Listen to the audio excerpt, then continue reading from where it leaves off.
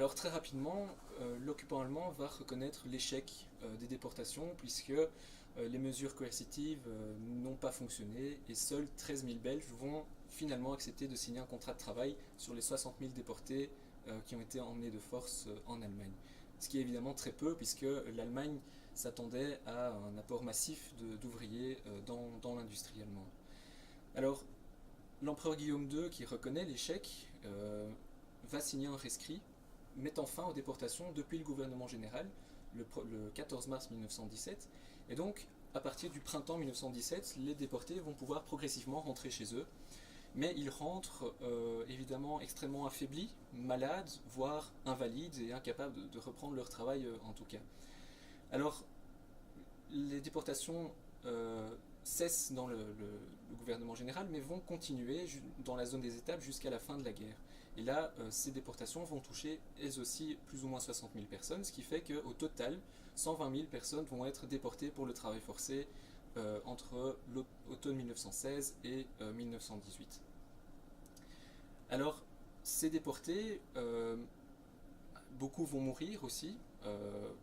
Les chiffres officiels donnent 2614 déportés qui ne reviendront pas des camps, mais beaucoup vont mourir après leur retour.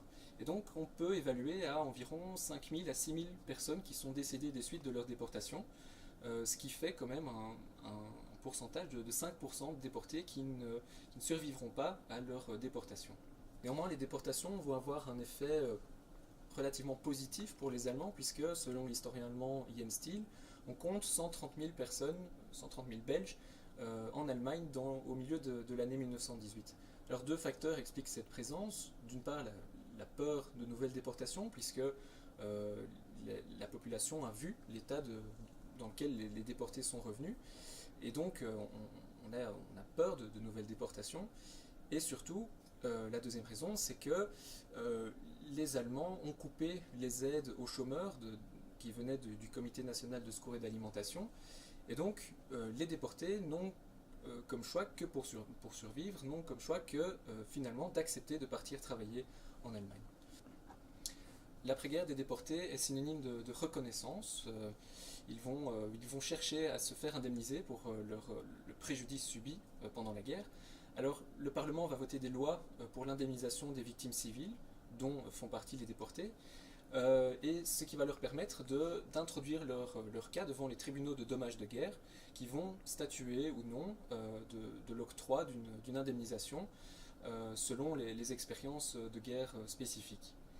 Alors, les déportés ne vont pas s'estimer indemnisés complètement par ces lois, et à partir de 1921 vont étudier la possibilité d'intenter un procès à l'Allemagne dans le cadre d'un tribunal qui est prévu par le traité de Versailles. Alors ce traité de Versailles justement prévoyait l'indemnisation des déportés, et la Belgique avait réclamé une somme de 144 millions de francs or pour les déportés. Néanmoins, les déportés les réclament toujours, et cette affaire des 144 millions va faire l'objet de discussions au Parlement jusque dans les années 50 et 60, donc c'est quelque chose qui est très important pour eux. Ils ne verront jamais la couleur de cet argent, et c'est pour ça qu'ils ont intenté un procès à l'Allemagne grâce à l'avocat Jacques Pirenne, qui est le fils du célèbre historien Henri Pirenne. Malheureusement, ce procès a lieu en 1924 et les déportés vont être déboutés puisque le tribunal estime que la réparation a déjà été accordée et qu'il n'y a pas de possibilité d'accorder des réparations supplémentaires aux déportés. Alors, d'un côté judiciaire aussi, le traité de Versailles prévoit de traduire les criminels de guerre devant la justice. Les Allemands vont obtenir à ce que ces procès aient lieu en Allemagne, sauf que les procès de Leipzig vont être un échec total, et d'ailleurs aucun criminel de guerre du chef de déportation ne vont être inquiétés lors de ces procès. Et donc on a finalement, les déportés sortent de la guerre complètement amers, puisqu'ils n'obtiennent pas justice ni pour le jugement des criminels de guerre, ni pour l'indemnisation de leurs préjudices subis.